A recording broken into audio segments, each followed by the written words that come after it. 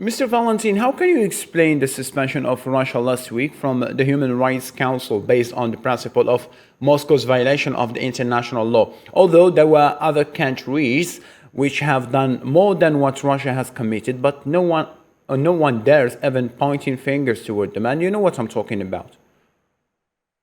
Yeah.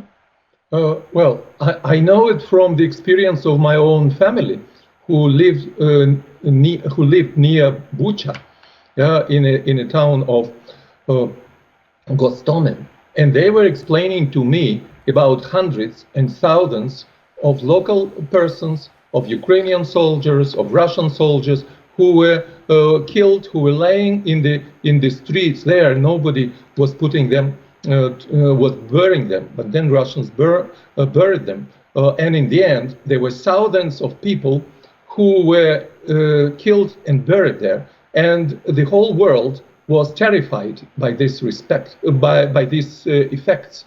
Russian soldiers dared to have fighting in the towns and cities, which they should have avoided. They had no preparation for that. Ordinary people died, and the world is terrified by these results. So there is a normal result.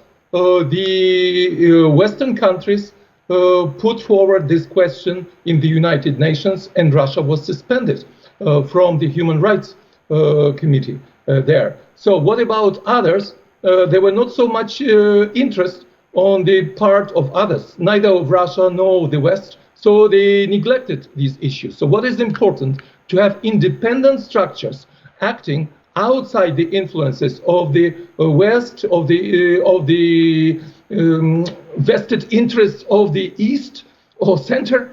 But it's a big question how the humanistically oriented people and organizations have, how they can assess particular situations in Ukraine, in Syria, in Iraq, in Afghanistan, in African countries.